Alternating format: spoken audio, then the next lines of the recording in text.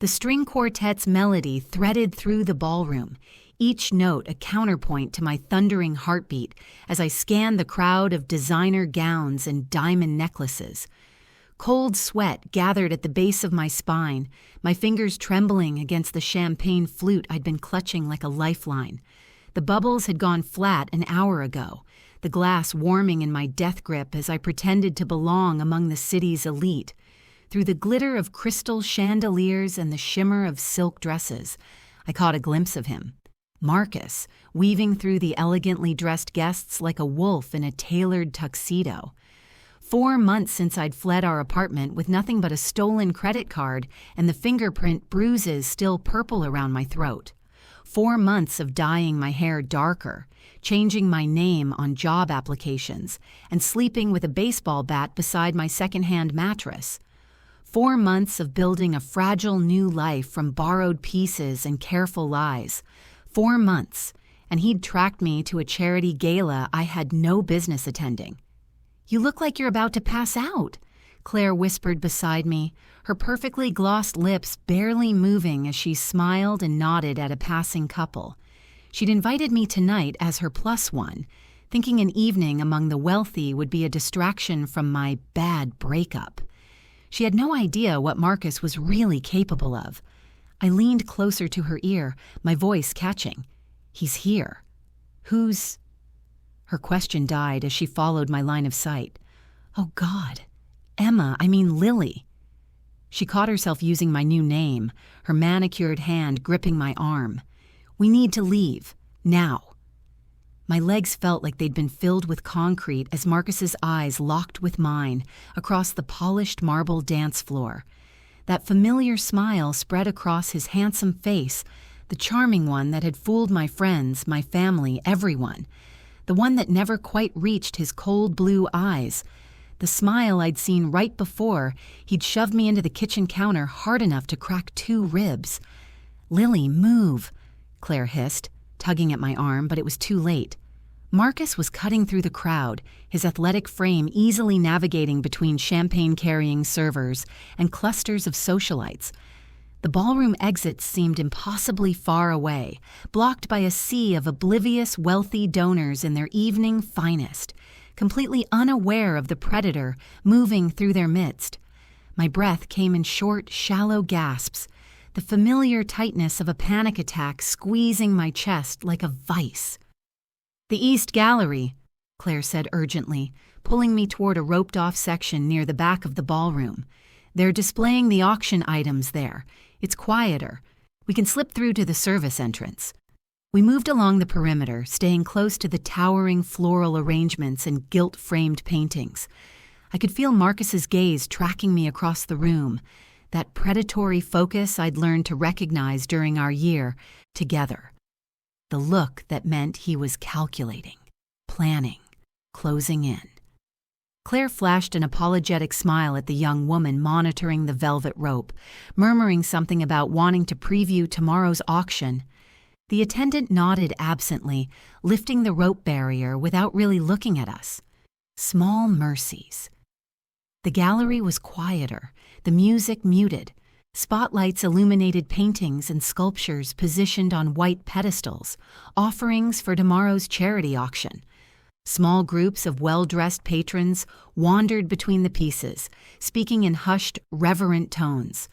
I felt painfully exposed in my borrowed evening gown, a simple navy dress from Claire's closet that probably cost more than my monthly rent, but still screamed, "Doesn't belong here," next to the couture and jewels surrounding me. "There's a hallway on the far side that leads to the kitchens," Claire whispered, her grip firm on my wrist. "We can get you out through the—" That's when I saw him at the entrance. Marcus had spotted us. The young attendant was distracted, adjusting the rope, and Marcus was already talking to her with that devastating smile, probably spinning some story about looking for his girlfriend who'd gotten confused in the crowd. "He's coming," I whispered, my voice breaking into pieces. "Claire, he's going to—" She pulled me deeper into the gallery, but I knew it was useless. There was nowhere to run in this elegant trap, no exit that Marcus hadn't already calculated. The walls were lined with art and security cameras, and Marcus had already slipped past the attendant. The music from the ballroom seemed to fade away as panic took over, narrowing my vision to a tunnel, my peripheral awareness disappearing. Then I noticed the private viewing alcove in the far corner. A small group stood there, slightly separated from the other gallery visitors. 3 men in expensive tuxedos, positioned with an awareness that set them apart from the casual art patrons. They weren't looking at the paintings. They were watching. The room, the exits, the people, security, private security. And in the center of their careful formation stood a man who commanded attention despite his stillness. He was tall and broad-shouldered, his dark hair perfectly swept back from a striking face that could have been carved from marble. Even from across the gallery, his presence dominated the space. But it was what I could see at his collar that made my breath catch. The edge of an intricate tattoo that crept up from beneath his crisp white shirt and black tie, dark ink visible against his neck. Azeglio Ferri. I'd heard the name whispered at my new job as a hostess at Marcello's, one of the upscale restaurants downtown. The owner's nephew had pointed him out once when Azeglio had come in for a private dinner. "That's Ferri," he'd said with a mixture of fear and awe. "He owns half this city. The parts that matter anyway. Don't stare. Don't approach. Just stay out of his way." His eyes, dark, intense, calculating, swept the gallery with the same predatory awareness I'd learned to recognize in Marcus, but different somehow. Controlled. Contained. Then his gaze caught mine for a brief, electric moment, and I felt stripped bare, as though he could read every fear and desperate thought racing through my mind with that single glance. Then his attention shifted past me, his eyes narrowing slightly. He'd noticed Marcus approaching. Without thinking, without planning, I broke away from Claire and rushed toward the alcove. Pure survival instinct drove me forward, the same primal part of my brain that had made me grab my purse and run 4 months ago when Marcus had passed out drunk. Some instinct recognizing that the most dangerous man in the room might be my only sanctuary. "Please," I whispered as I reached him, my voice trembling, barely audible even to my own ears. The city lights blurred past the tinted windows of Azeglio's car, a sleek black vehicle that probably cost more than I'd earned in my entire life. I sat rigid in the passenger seat, my borrowed gown feeling more like a costume with each passing block, hyper-aware of the man beside me. His hands were steady on the steering wheel, tattooed fingers relaxed despite the chaos we'd just left behind at the gala.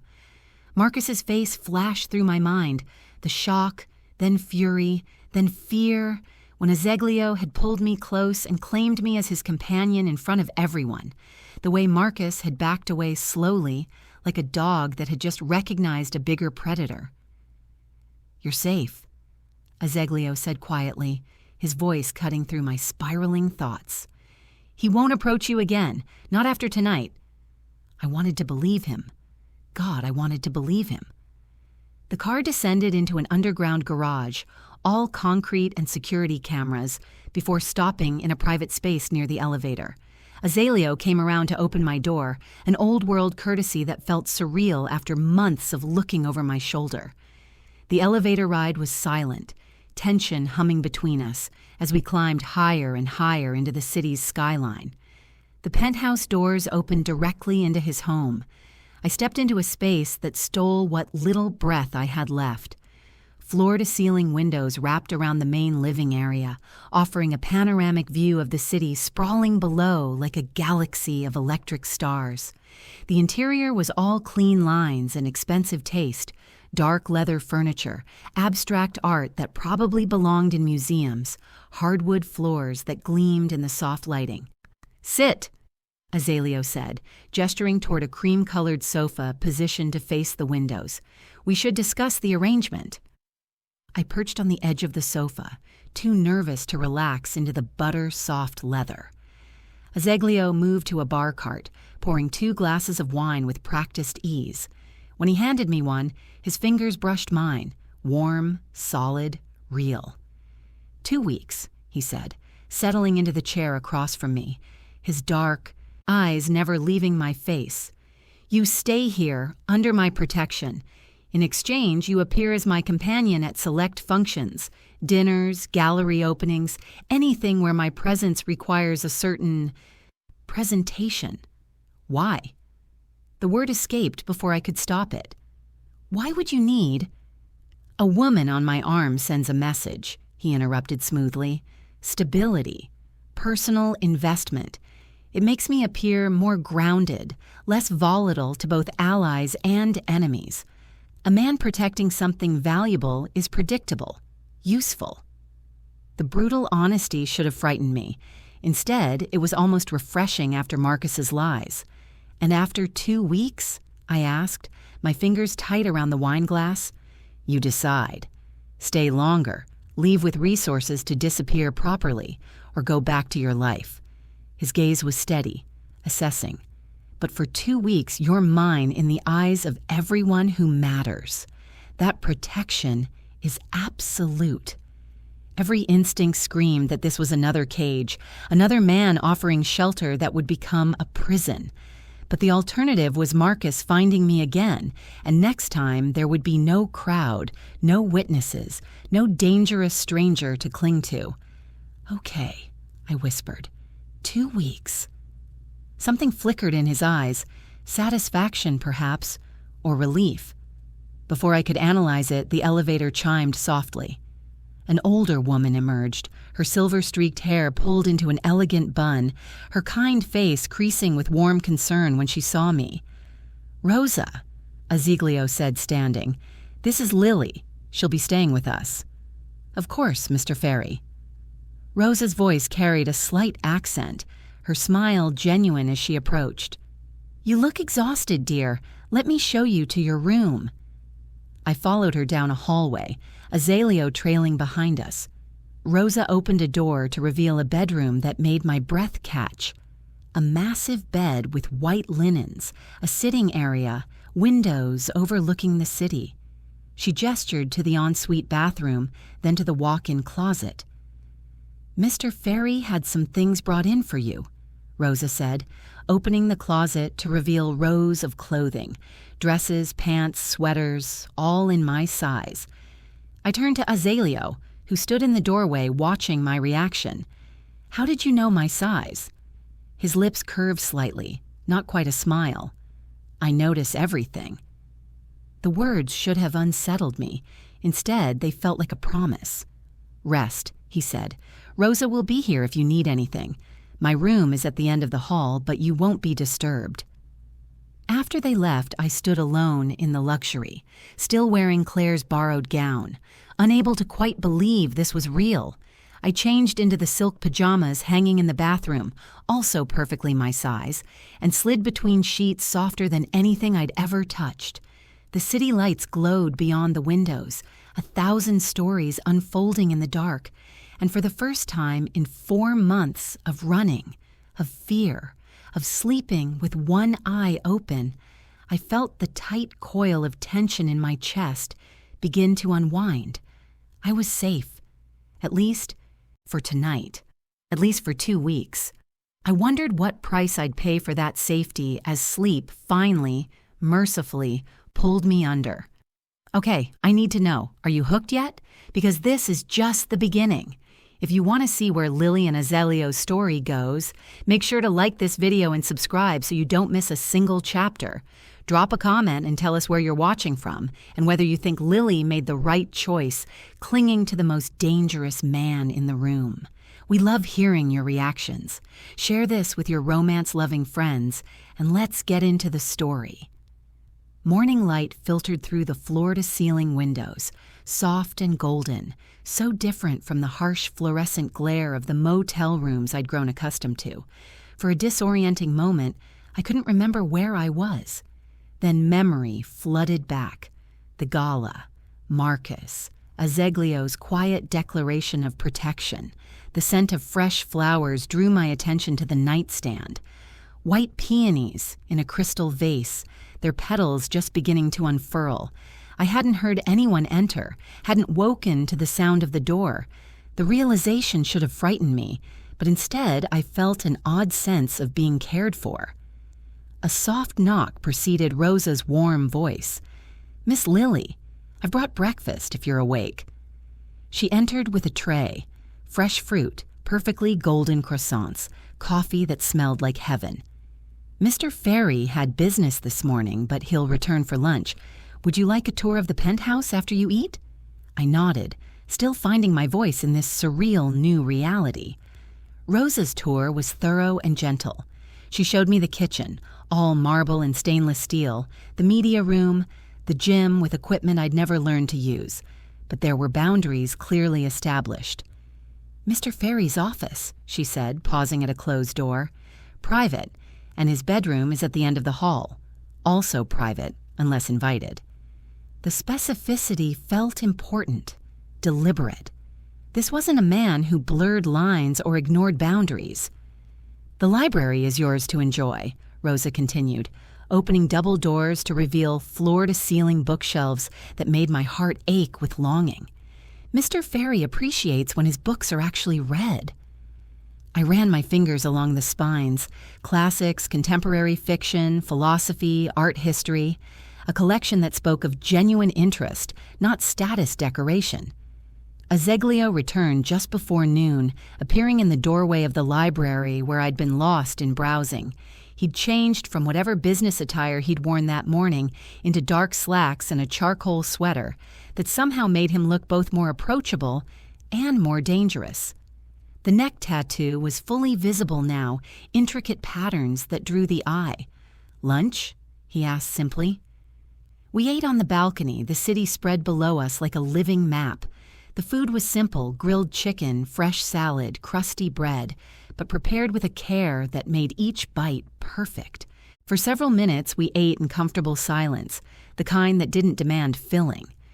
"Tell me about yourself," Azeglio said finally, his dark eyes studying me with that unnerving intensity.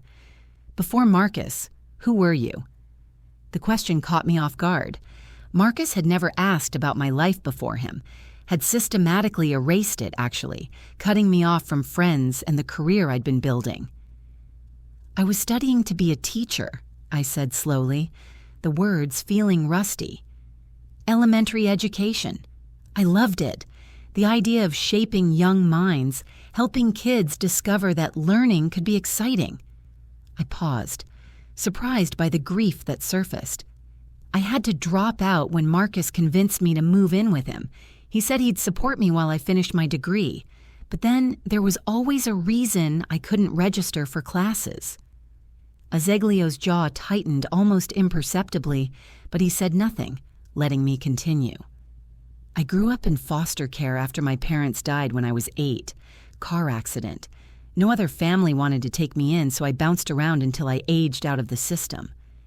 I took a sip of water, steadying myself. Books were my escape. Libraries were the only place I felt safe.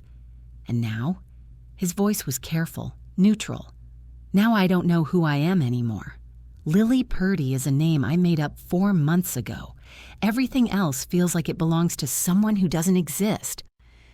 We finished lunch in thoughtful quiet, but it felt less heavy than before, as though sharing those pieces of myself had lightened rather than burdened. That evening, Azeglio found me in the library again. He carried a small box, setting it on the table beside my chair with deliberate care. Inside was a phone, sleek, expensive, already activated. 3 contacts, he said. "Me, Rosa, and Antonio, my driver. He'll take you anywhere you need to go, though I'd prefer you not venture out alone just yet."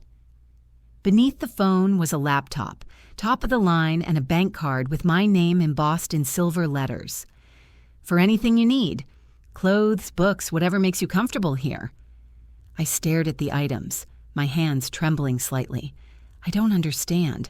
Why would you give me—" "You're not a prisoner, Lilly." His voice was firm but not harsh. "You're under my protection. There's a profound difference. If you need to leave, you can call Antonio. If you want something, you can buy it. If you need to reach me, I'm a phone call away." He paused, his gaze holding mine. Control is taking away choices. Protection is ensuring you're safe enough to make them. The distinction settled over me like a revelation. Marcus had controlled, isolated, monitored, restricted. Azeglio was offering freedom within safety, autonomy within structure. "Thank you," I whispered, inadequate words for the gift he'd just given me. After he left, I sat in the library surrounded by thousands of stories, the new phone warm in my palm, and felt something I hadn't experienced in over a year: possibility. The man who owned this penthouse, who commanded fear with his mere presence, who wore his violence as openly as the tattoos on his skin, he was gentle with me, thoughtful, respectful. A monster wouldn't care about fresh flowers or unlocked doors or whether I felt like a prisoner. Maybe Azeglio Ferri wasn't a monster at all. Maybe he was something far more complicated and far more dangerous to my carefully guarded heart. The opera? I stared at Azeglio across the breakfast table, coffee cup frozen halfway to my lips. Friday evening, Puccini. He said it as casually as suggesting a movie. Our first public appearance together. The performance needs to begin sometime. The word performance settled uneasily in my chest, a reminder that this was an arrangement, not reality. Though the past 3 days had started to blur those lines in dangerous ways. Rosa appeared in my room Friday afternoon with a garment bag, her eyes twinkling with barely contained excitement. Mr. Ferri selected this himself. The gown that emerged from the bag stole my breath, deep sapphire silk that caught the light like water, elegant and understated yet unmistakably expensive. Rosa helped me into it, the fabric sliding over my skin like a whisper. She styled my hair in loose waves, applied makeup with an expert hand that enhanced rather than masked. When I finally looked in the mirror, I barely recognized myself. The terrified woman who'd fled Marcus 4 months ago had disappeared. In her place stood someone who belonged in Azeglio's world, poised, elegant, almost confident. Almost. Azeglio was waiting in the living room, impeccable in a black tuxedo that emphasized his broad shoulders and the stark contrast of his neck tattoo against his crisp white shirt. When he saw me, something shifted in his carefully controlled expression, his dark eyes widening fractionally, his lips parting slightly before he caught himself. "You look." He paused, seeming to search for adequate words. "Stunning." The single word, delivered with quiet intensity, sent warmth blooming across my skin. The opera house was all old-world grandeur, soaring ceilings, crystal chandeliers, red velvet seats filled with the city's elite. Heads turned as we entered, whispers following in our wake. I felt the weight of curious stares, the speculation in assessing eyes. Azeglio's hand remained steady at the small of my back, a warm anchor in the sea of attention. Ferri. A silver-haired man in an expensive suit approached, his smile pleasant but his eyes calculating. "I didn't know you were an opera enthusiast." "Carlotti." Azeglio's tone was cordial, but carried an undercurrent of warning. "I'm full of surprises. This is Lilly." Carlotti's gaze swept over me with uncomfortable thoroughness. "Charming. You must tell me where you've been hiding her." "I don't hide what's mine," Azeglio replied smoothly, his hand tightening possessively at my waist. The gesture sent a clear message that I felt reverberate through the nearby onlookers. More introductions followed, business associates whose names I struggled to remember, socialites who assessed me like a curiosity, men who treated Azeglio with a deference that bordered on fear. I smiled, spoke when spoken to, and tried not to feel like an imposter in borrowed finery. The opera itself was beautiful, the music washing over me in waves of emotion I couldn't quite name. Azeglio sat close enough that I could feel the warmth of him, smell the subtle scent of his cologne. His attention seemed split between the stage and monitoring the crowd, always aware, always watchful. During intermission, we moved to the crowded lobby for champagne. Azeglio was engaged in conversation with two men discussing something about shipping routes when I felt the hairs on the back of my neck stand up, that primal warning system I developed during my year with Marcus. I turned slowly, and there he was. Marcus stood near the bar, his eyes locked on me with an intensity that made my stomach drop. Gone was the charming smile he'd worn at the gala. This was the Marcus I knew, possessive fury barely contained beneath a civilized veneer. His hands clenched at his sides, his jaw tight. Azeglio noticed my sudden tension immediately. His gaze followed mine, his body shifting almost imperceptibly, angling to put himself between Marcus and me, his hand moving from the small of my back to my waist in an unmistakably protective gesture. "Excuse me, gentlemen," Azeglio said to his companions, his voice carrying that quiet authority that ended conversations. "Lilly and I should find our seats." He guided me through the crowd with deceptive casualness, his hand firm at my waist. But instead of heading to our box, he steered us toward a quieter corridor lined with private viewing rooms. Marcus followed at a distance, his presence a threatening shadow. "Wait here," Azeglio murmured, positioning me near one of the viewing room doors where a security guard stood watch. "Don't move." He approached Marcus in the empty corridor, the two men facing each other like opposing forces. I couldn't hear their conversation. Azeglio kept his voice too low, too controlled. But I watched Marcus's expression shift from anger to uncertainty to something that looked like fear. Azeglio never raised his voice, never made an obvious threat, but his stillness was more frightening than any violence. After less than 2 minutes, Marcus turned and walked away, his steps quick, almost fleeing. Azeglio returned to me, his expression unreadable except for the tension in his jaw. "He won't approach you again." "What did you say to him?" "The truth." His dark eyes held mine. "That you're under my protection now, that any attempt to reach you would be considered a personal insult, that I don't tolerate insults." The implication hung heavy between us. I should have been horrified by the implied threat, but instead I felt a perverse sense of relief, of safety. "Is he really gone?" My voice came out smaller than I intended. "For tonight." The qualification sent a chill through me. "He's more complicated than I initially thought, but we'll discuss it at home." The word home shouldn't have affected me the way it did, a dangerous warmth spreading through my chest. We returned to our box for the second act, but I barely registered the music. I was hyper-aware of the stares that had intensified, the whispers that followed us. Everyone had seen Azeglio pull me close, seen him intercept Marcus, seen the clear claiming. The performance was over. The world now knew I belonged to Azeglio Ferri. I just wasn't sure if that terrified or comforted me more.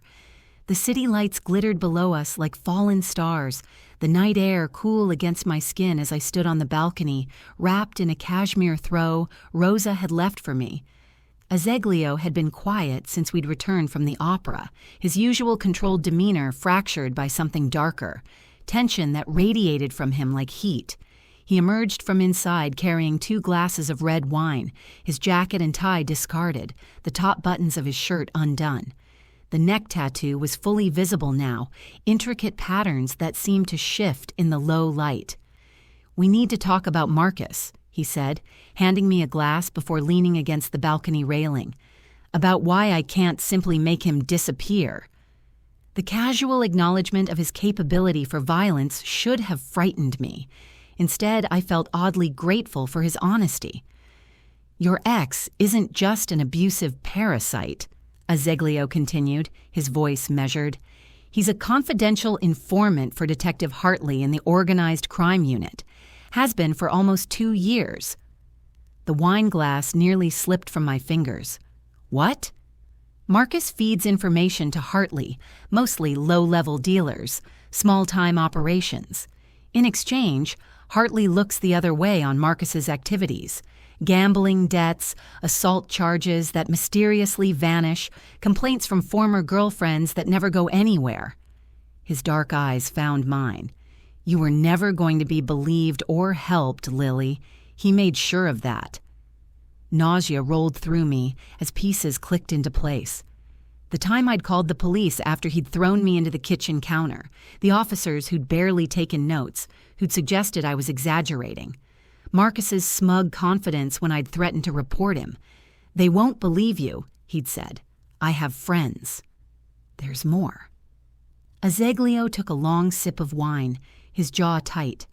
Marcus also has connections to the Costello family, Carlo Costello's nephew specifically.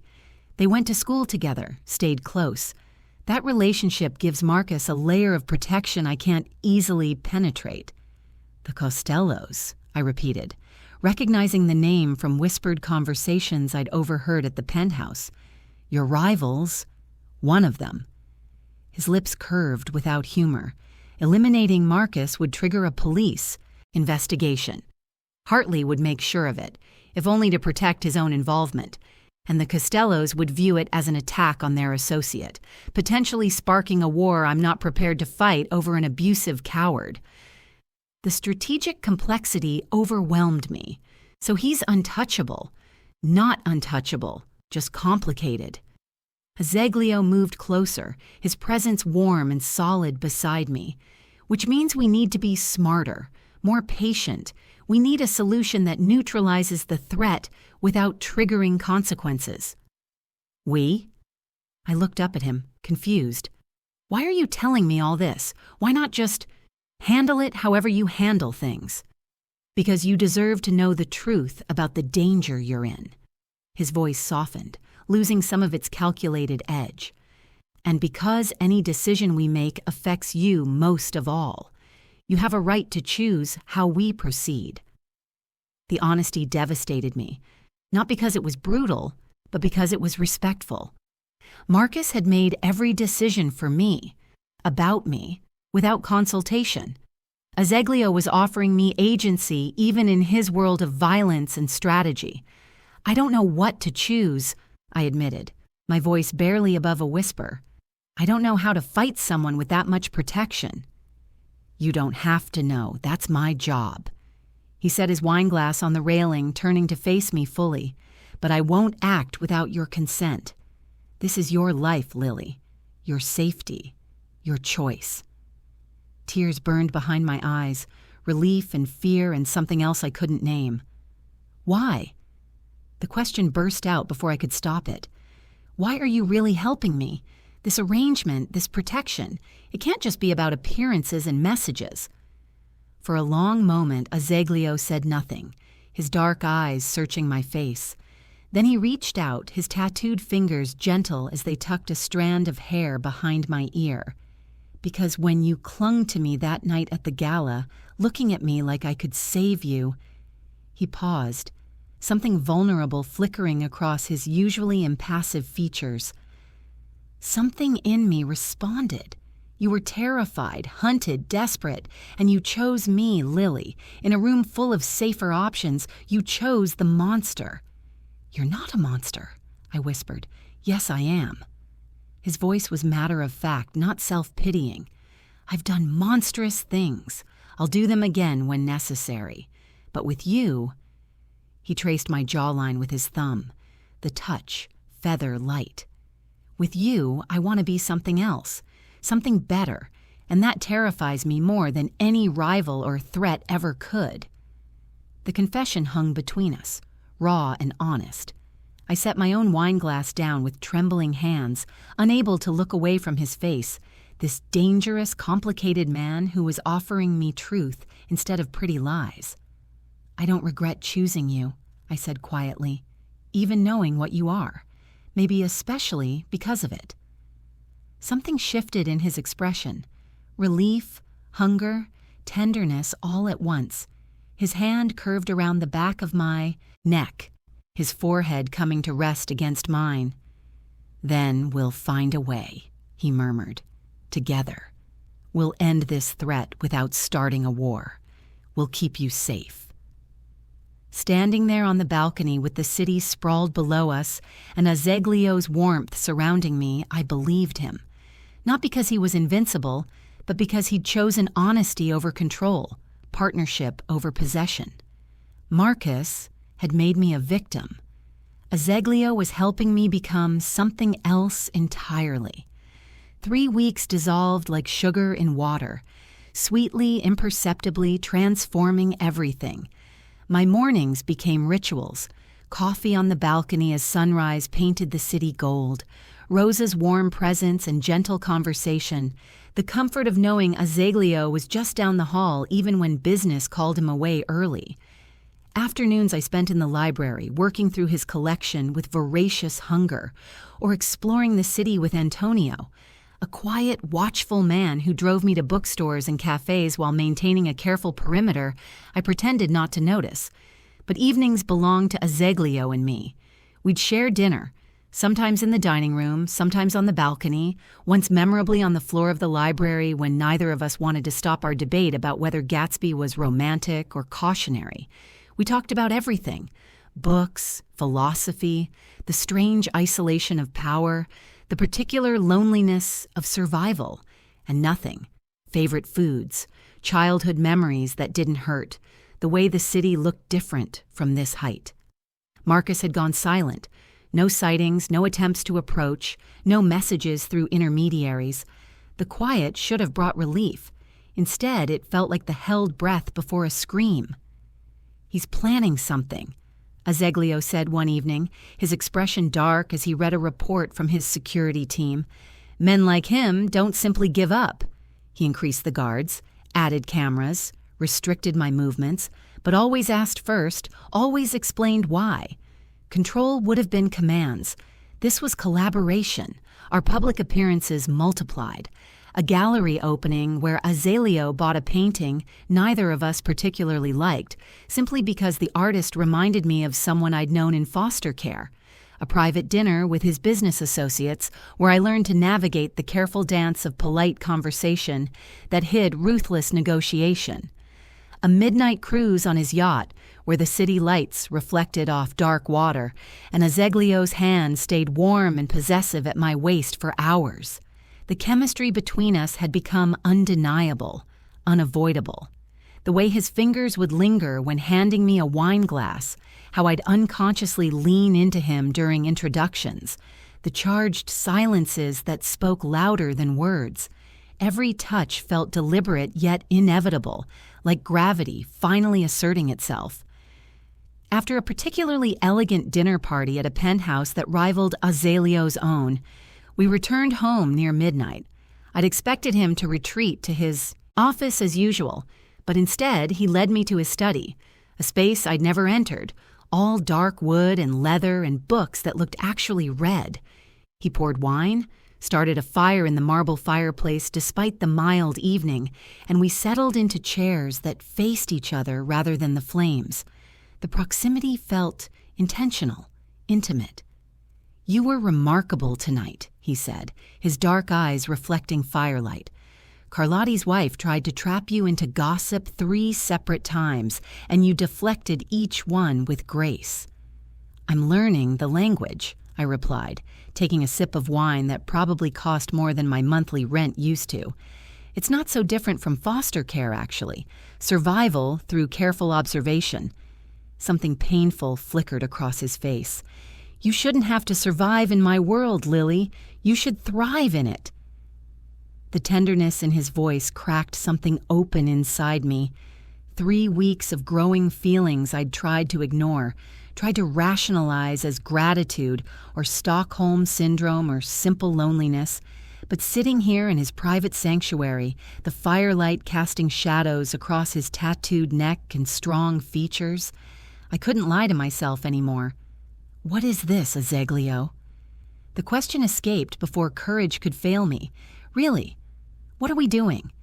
He set his wine glass down with deliberate care, his full attention focusing on me with that intensity that always made me feel simultaneously seen and stripped bare.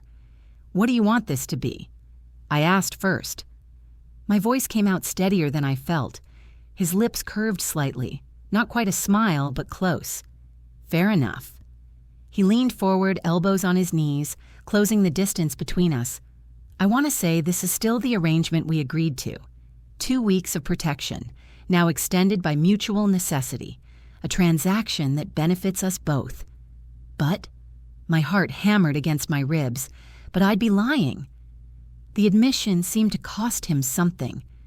This stopped being just an arrangement somewhere around day 4, when you laughed at Rose's story about me trying to cook pasta as a teenager and nearly burning down the kitchen. Or maybe day 7, when you fell asleep reading in the library and I carried you to bed and you didn't wake up terrified. You just curled into me like you trusted me completely. Tears burned behind my eyes. I had no memory of that night, but the image of it, the vulnerability, the trust, undid me. "I'm tired of pretending," I whispered.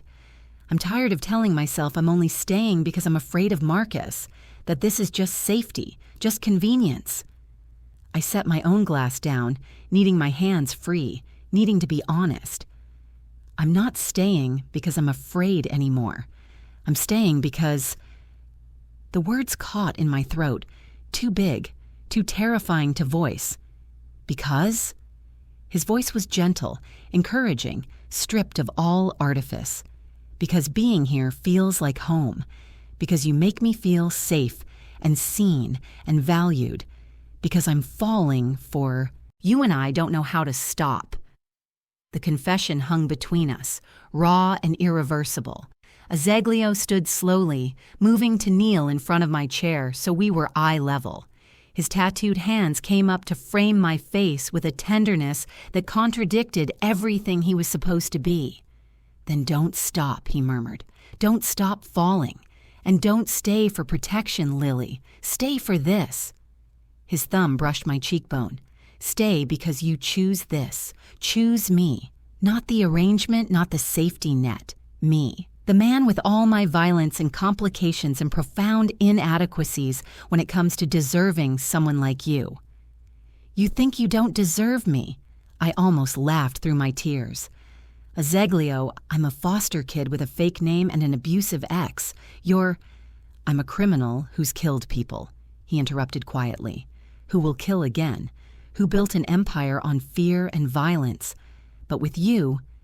His forehead came to rest against mine. "With you, I want to be better. Not different. I can't change what I am, but better." I reached up to cover his hands with mine, holding him as much as he held me. "Then I choose you. All of you. The empire, the danger, the brutal honesty. I choose this, Azeglio. I choose us." The kiss, when it came, felt inevitable. A truth we'd both been avoiding finally allowed to surface. His lips were gentle at first, questioning, giving me space to retreat. But I leaned in instead, my hands tangling in his hair, and the kiss deepened into something that felt like claiming and surrender all at once. When we finally broke apart, both breathless, his dark eyes held mine with an intensity that made my pulse race. "Stay," he whispered against my lips. "Not for 2 weeks. Not for protection. Stay because this is where you want to be." "Yes," I breathed. "Yes." The walls between us, so carefully maintained, crumbled completely, and for the first time since I'd clung to him at that gala, terrified and desperate, I wasn't running from something. I was running toward it. The tension in the penthouse was palpable, thick enough to choke on. Marcus had been spotted that afternoon, just standing across the street from the building, staring up at the high floors where he somehow knew Azeglio's penthouse occupied the top 3 levels. Antonio and 2 other guards had approached him, and he'd left without incident. But the message was clear. He hadn't forgotten. He wasn't done. I stood at the living room windows as dusk painted the city in shades of amber and violet, my arms wrapped around myself despite the penthouse's comfortable warmth. Behind me, I could hear Azeglio on the phone in his office, his voice low and controlled, but edged with something dangerous as he coordinated increased security measures. When he finally emerged, his expression was stormy, the careful control he usually maintained fractured by barely contained fury. "He's escalating," Azeglio said without preamble, "testing boundaries, gauging our response. It's..." a predator behavior, circling, looking for weakness. I'm the weakness.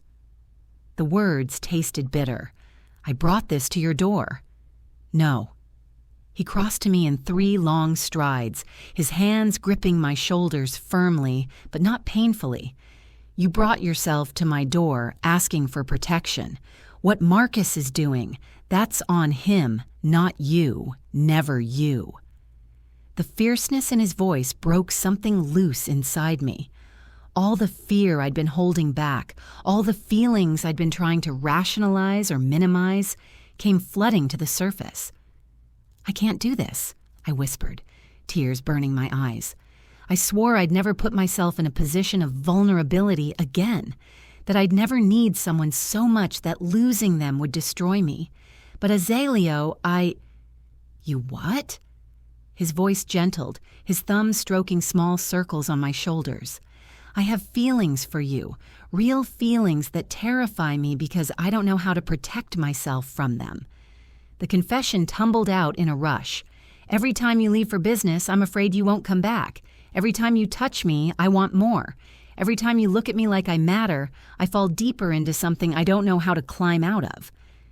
His dark eyes searched my face with an intensity that made my breath catch. I've wanted you close since the moment you clung to me at that gala, he admitted, his voice rough with emotion. When you looked at me with those terrified eyes and chose to trust me, a stranger, a monster, something inside me shifted. But I waited, Lilly. I gave you space and time because I refuse to be another man who takes away your choices. I know. I reached up to touch his face, feeling the slight stubble along his jaw, the warmth of his skin. That's why this terrifies me. Because you're not like Marcus. You're not like anyone I've ever known. And that makes you so much more dangerous to my heart. His hand slid from my shoulders to frame my face, his touch reverent.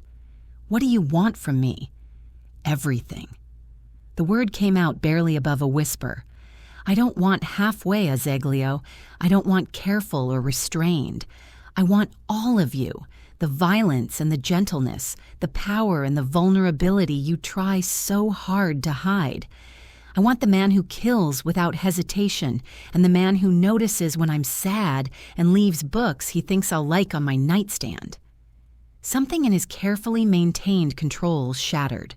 I saw it happen. The walls he'd built around himself crumbling as he pulled me into a kiss that was both claiming and giving, possessive yet achingly tender. His lips moved against mine with a hunger that matched my own, one hand tangling in my hair while the other pressed against the small of my back, pulling me flush against him. When we finally broke apart, both breathless, his forehead rested against mine. Come with me. He led me down the hallway to the door I'd never entered, his bedroom.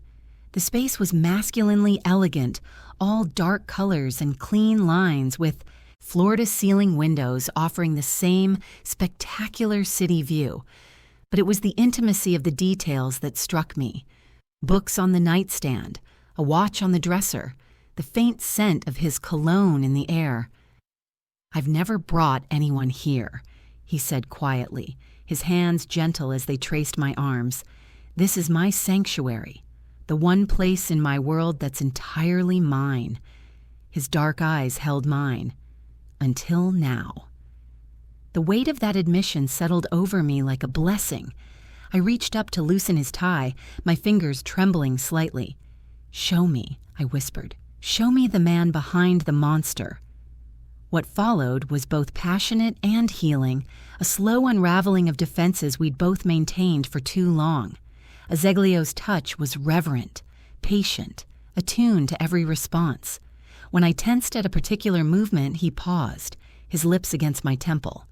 We stop whenever you say. You're in control here, Lilly. Always. The promise, the trust implicit in it, undid me completely. This was nothing like Marcus's painful claims of ownership. This was mutual surrender, mutual vulnerability. Azeglio allowed me to explore the tattoos that covered his skin, each one a story he shared in whispered confessions, and I allowed him to erase Marcus's legacy with every gentle touch, every whispered reassurance, reclaiming my body as my own. Afterward, as we lay tangled in his sheets with the city lights glowing beyond the windows, Azeglio held me close, his fingers tracing lazy patterns on my bare shoulder. "You are the only weakness I've allowed myself," he confessed into the darkness. "The only vulnerability.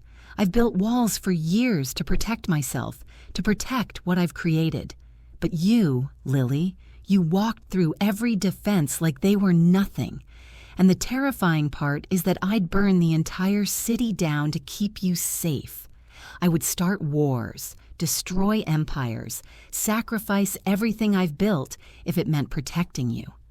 The raw honesty in his voice brought tears to my eyes. I turned in his arms to face him, my hand coming up to touch his face in the dim light. "I love you," I whispered. "I love you, and that terrifies me, but I'm choosing it anyway. I'm choosing you, Azeglio, all of you." His expression transformed, surprise, relief, and something that looked like wonder crossing his features. "I love you too," he said, the words sounding like a vow. "I don't know when it happened, maybe that first night, maybe gradually, maybe all at once. But I love you, Lilly Purdy, whoever you were before, and whoever you're becoming. I love you." The kiss that followed felt like a promise, a claiming, a beginning. The walls between us had crumbled completely, leaving only truth in their wake. Tomorrow we'd face Marcus and his threats. Tomorrow we'd navigate the complications of his connections and the dangers of Azeglio's world. But tonight, in his private sanctuary with the city sprawled below us, we were simply two people who'd found each other in the darkness and chosen love despite, or perhaps because of, all the reasons we shouldn't. Morning light spilled across the bed, warm and golden as I woke wrapped in Azeglio's arms. For a moment, everything was perfect. His steady breathing against my hair, the solid warmth of his body, the safety of his embrace. Then his phone shattered the peace with an urgent, insistent vibration. He extracted himself carefully, pressing a kiss to my temple before answering. I watched his expression shift from contentment to sharp focus as he listened to whoever was on the other end. "When?" A pause. "How long has this been happening?" Another pause. Longer. "I'll be there in 2 hours." He ended the call and sat on the edge of the bed, his back to me, tension radiating from every line of his body. I sat up, pulling the sheet around myself. "What's wrong?" He turned, his dark eyes troubled. "One of my lieutenants, Johnny, has been skimming profits and feeding information to a rival family. It's been going on for months. If I don't handle this personally, immediately, it signals weakness. The entire operation could destabilize." Fear clutched at my chest, cold and familiar. "How long will you be gone?" 3 days, maybe 4. He moved back to me, his hands gentle as they framed my face. "I know the timing is terrible. I know you're afraid." "I am," I admitted, my voice small. "What if Marcus makes his move while you're gone? What if—" "Antonio will be with you at all times. 4 additional guards will be stationed in the building. The penthouse is a fortress. Bulletproof glass, reinforced doors, security systems that would make a bank jealous." His thumb stroked my cheekbones. "You'll be safer here than anywhere else in the city. I promise you." Logic understood. Fear didn't care. Azeglio showered and dressed with efficient speed while I watched from the bed, memorizing the way he moved, the concentration in his face as he selected a suit that spoke of authority. When he was ready to leave, he came to sit beside me one final time. "When I return," he said quietly, taking my hand in his, "I want you to move your things into this room permanently, not as a guest in my home, but as my partner in all things, not just my companion for appearances, but my equal in this life we're building. The proposal, because that's what it was, even without a ring, stole my breath. I'm not asking you to marry me, he continued, reading my expression. Not yet. I'm asking you to fully commit to this, to us, to accept that my world comes with dangers, that my business requires my attention, that there will be nights like this when duty calls me away, but also to accept that you have a place at my side, a voice in decisions, a partnership that's real. My heart pounded against my ribs. This was the moment. The choice between safety without commitment and love with all its complications. I choose you, Azeglio. The words came without hesitation. All of you, the empire you've built, the danger you live in, the love you're offering. I choose it all. When you come back, I'll be here, in our room, waiting. Something fierce and tender crossed his face. He pulled me into a kiss that tasted like promise and possession, gentle and claiming all at once. When he finally pulled away, his forehead rested against mine. 3 days, he murmured. I'll be back before you know I'm gone. But I did know. I felt his absence the moment the elevator doors closed behind him. The first day passed slowly. Rosa kept me company over breakfast, chattering about her daughter's upcoming wedding while pretending not to notice my distraction. I spent the afternoon in the library trying to lose myself in a novel but reading the same page repeatedly. Antonio drove me to a bookstore, his presence both reassuring and a reminder of why protection was necessary. That evening, alone in Azeglio's bedroom, our bedroom now, I realized something profound. I was afraid, yes, worried about both Azeglio's safety and my own, but I wasn't helpless. I had resources, guards, a phone with Azeglio's number programmed to speed dial. I had agency within the safety he'd provided. Marcus had controlled through isolation and fear, removing every option until compliance seemed like the only choice. Azeglio protected while maintaining my autonomy, giving me freedom within structure. This was the difference between possession and partnership. The second day, I began moving my belongings from the guest room to Azeglio's space. Rosa helped, her knowing smile warm as we transferred clothes and books. "He's never let anyone in like this," she said softly. "You're good for him, Miss Lilly. You make him remember he's human, not just powerful." The third day crawled. Azeglio called twice. Brief check-ins that told me nothing about what he was handling, but everything about his need to hear my voice. "I miss you," he said during the second call, the admission roughened by exhaustion. "This is taking longer than expected." "Be safe," I whispered. "Come home to me. Always." That evening, I was reading in the library when Antonio appeared in the doorway, his expression carefully neutral. "Miss Lilly, Mr. Ferri has returned." My heart leapt. He wasn't due back until tomorrow at the earliest. I rushed to the living room and found him standing by the windows, still in his suit, watching the city lights. When he turned, I saw the cut, a nasty gash along his right cheekbone, already cleaned but still angry and red. Without thinking, I crossed to him, my fingers hovering near the injury. "You're hurt." "It's nothing." But his voice was tired, strained. The situation was more volatile than expected. Gianni didn't accept his termination quietly. The implication hung heavy. I should have been horrified, should have recoiled from the violence implicit in his words. Instead, I reached up to cup his uninjured cheek, pulling him down to rest his forehead against mine. "You came back early." I handled what needed handling, then delegated the rest. His arms wrapped around me, pulling me close. I couldn't stay away, needed to see you, touch you, know you were safe. He'd risked appearing weak to his organization, had left before completely cementing his authority because he needed to return to me. The realization filled me with a warmth that had nothing to do with security and everything to do with being cherished. "I moved into your room," I whispered against his chest. Our room. His arms tightened. Our room, he repeated, the words sounding like a vow. Our life, our future.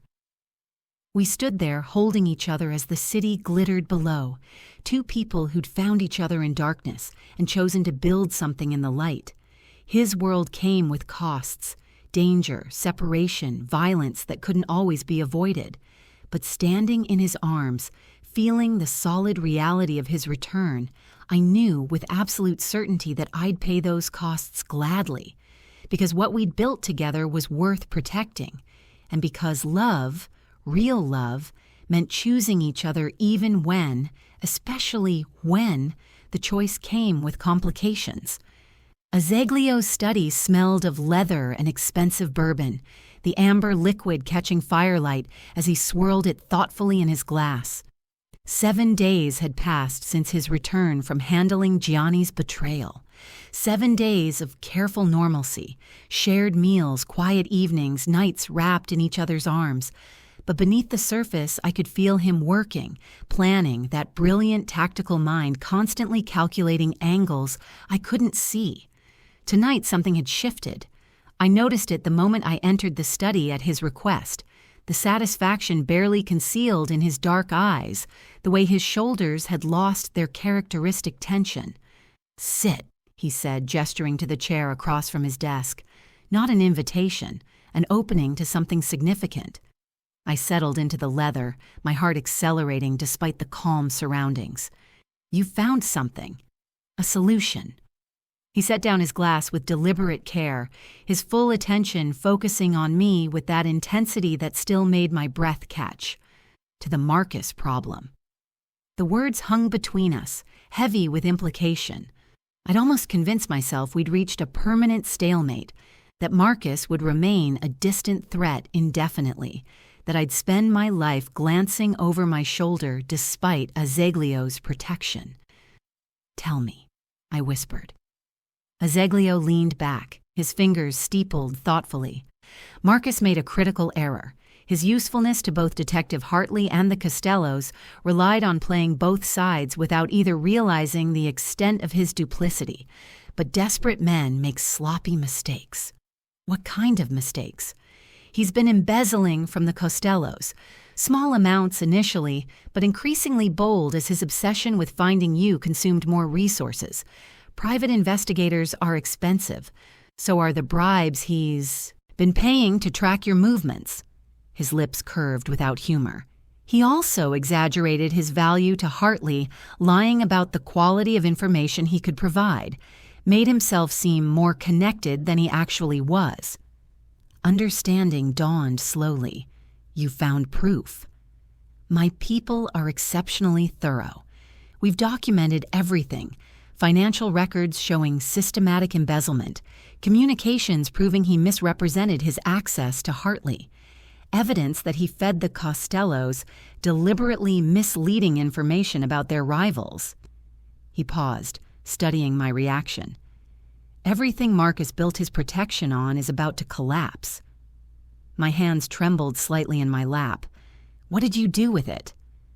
This was the moment that mattered. I'd told him I loved all of him, the violence and the gentleness, but right now I needed to see which path he'd chosen. I sent the evidence to both parties anonymously. His voice remained measured, controlled. Hartley received documentation of Marcus's lies this morning. The Costellos will get proof of his embezzlement tonight. By tomorrow morning, Marcus loses both protections simultaneously. Relief and something darker. Satisfaction, maybe justice, warred inside me. And then they handle him according to their own interests. Azeglio stood, moving to the window where city lights painted his profile in amber and shadow. Hartley will cut him loose immediately, possibly arrest him to save face and protect his own operation. The Costellos will view the embezzlement as betrayal requiring correction.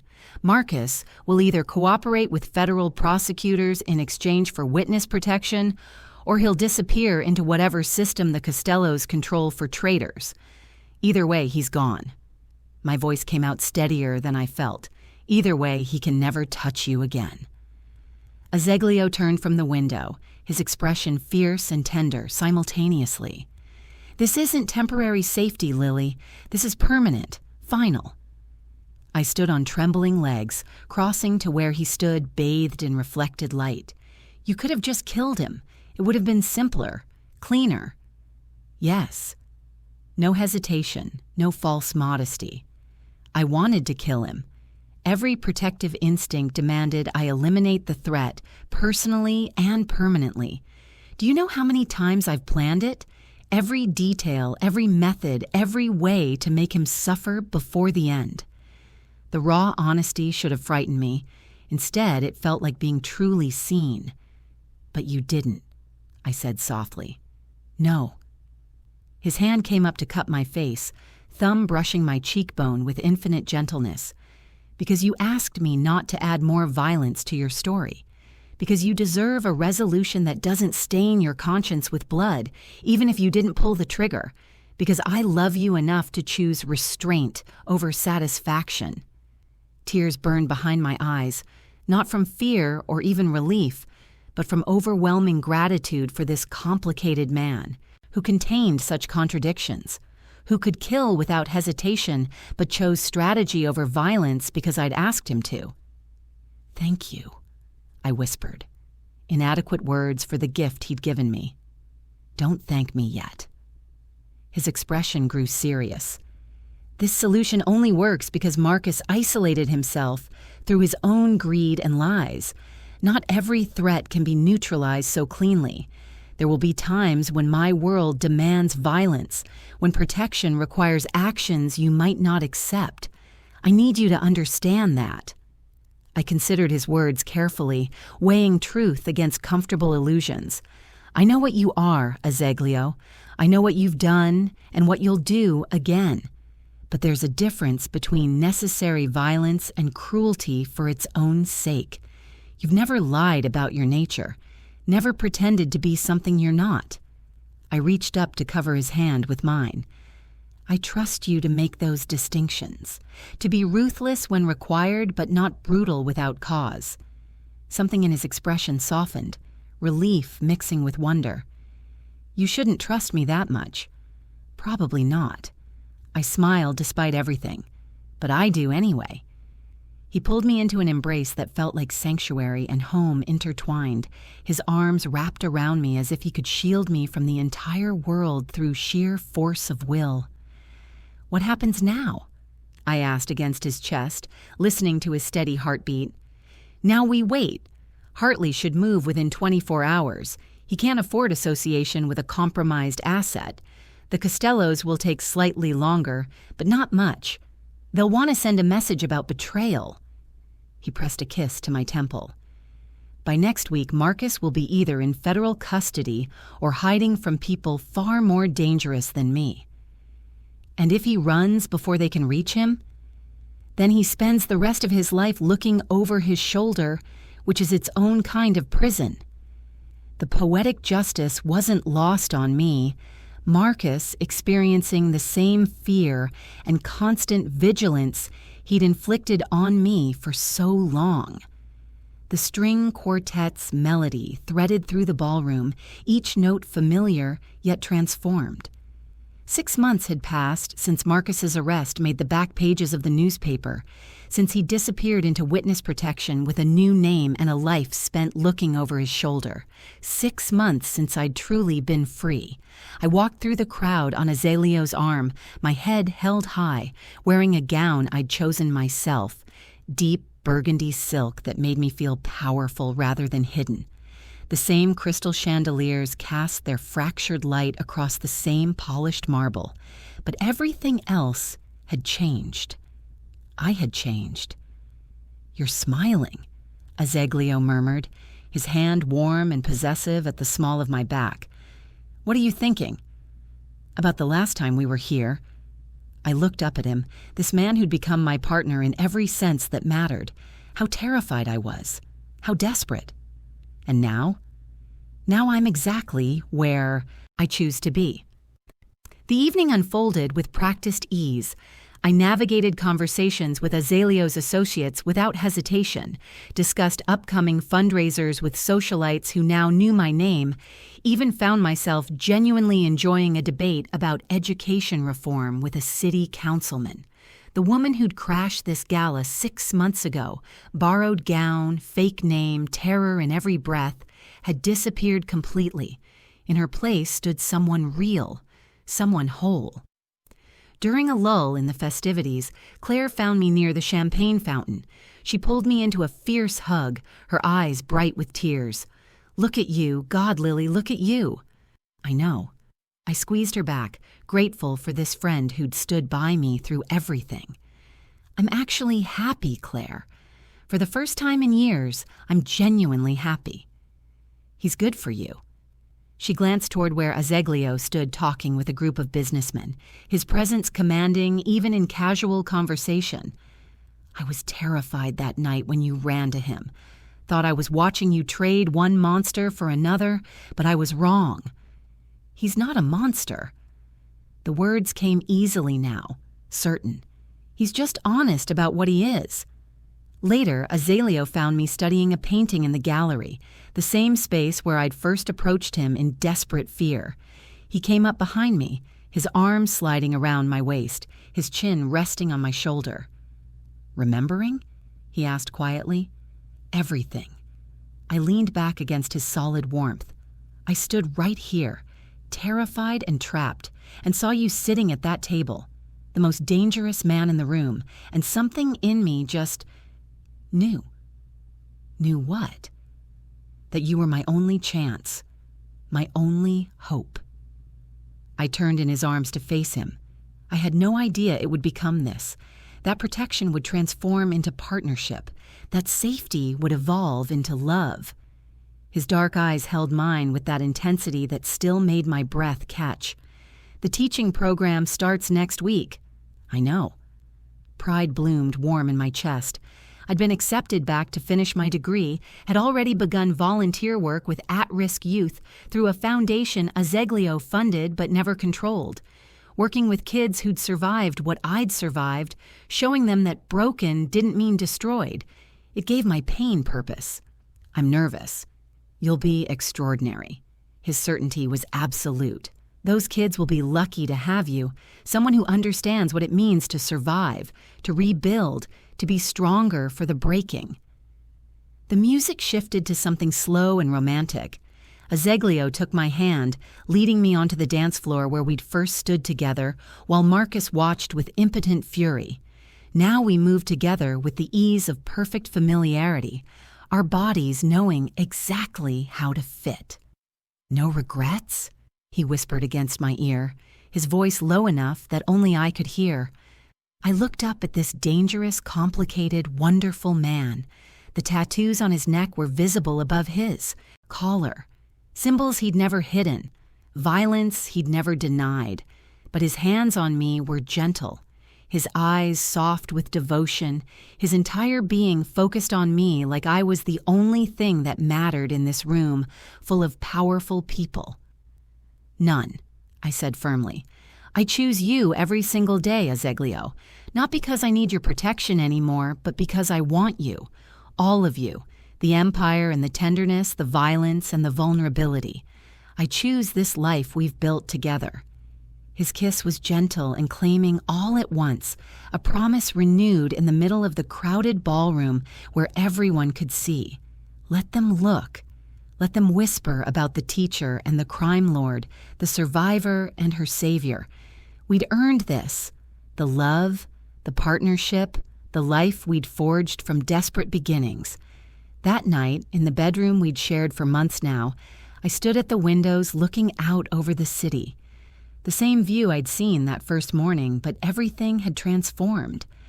Azeglio came up behind me, his arms wrapping around my waist, his warmth surrounding me like shelter. "What are you thinking about?" he asked, his voice soft in the darkness. "How far I've come." I leaned back against him, feeling the steady rhythm of his heartbeat against my spine. A year ago, I was Emma Sanders, a woman trapped in an abusive relationship, believing the lies about my own weakness. 6 months ago, I was Lilly Purdy with a fake name and a lifetime of fear. But now, his lips brushed my temple. Now I'm just Lilly, not running, not hiding, not pretending, building a life I choose with a man I love in a world that's finally mine. I turned in his arms to face him, reaching up to trace the familiar patterns of his tattoos. I ran from one danger straight into another, but I learned that true freedom isn't avoiding all risk. It's choosing who to trust with your vulnerability. "I never expected you," Azeglio said quietly, his hands framing my face with infinite tenderness. "Never expected someone who would see all of me, the violence, the ruthlessness, the darkness, and choose to stay anyway. You've made me better, Lilly, not different. I'm still exactly what I am, but better." We made each other better. I pressed my palm against his chest, feeling his heart beat strong and steady beneath my touch. "You gave me safety. I gave you vulnerability. We both gave each other permission to be more than what we were before." The kiss that followed felt like coming home, like claiming space, like promise and passion intertwined. When we finally pulled apart, Azeglio's dark eyes held mine with an intensity that spoke of forever. "I love you," he said, the words no longer difficult, no longer guarded. "Every day, every moment, with everything I am. You are my weakness and my strength, my vulnerability and my fortress." "I love you too," I replied, the truth of it settling warm and certain in my chest. "My protector and partner, my monster and my home. I choose you, Azeglio Ferri, today and every day after." We moved to the bed we'd shared for months, the city lights painting patterns across the sheets. As Azeglio's hands traced familiar paths across my skin and his whispered words of love surrounded me like sanctuary, I marveled at the journey that had brought us here, from desperate strangers to devoted partners, from transaction to transformation, from survival to living fully, fearlessly, finally free. The city glittered beyond our windows, thousands of stories unfolding in the dark. But this was ours, built from broken pieces and dangerous chances, from trust given against all logic and love chosen despite every risk. I'd clung to the most dangerous man in the room out of desperation, and he'd pulled me closer and whispered promises of safety. What I hadn't known then was that safety wasn't just protection from external threats. It was the freedom to be vulnerable, to trust, to love without restraint. The cage with locks had become a home with open doors. The monster had revealed his human heart. The performance had transformed into the truest thing I'd ever known. Sometimes clinging to danger is the bravest thing you can do. Sometimes the person who looks most threatening is actually the safest choice. Sometimes love grows strongest not despite the darkness, but because of it. Because only in shadow can you truly appreciate the light. As sleep pulled me under, wrapped in Azeglio's arms with the city sprawled beneath us, I thought about that terrified woman who'd fled across a ballroom 6 months ago.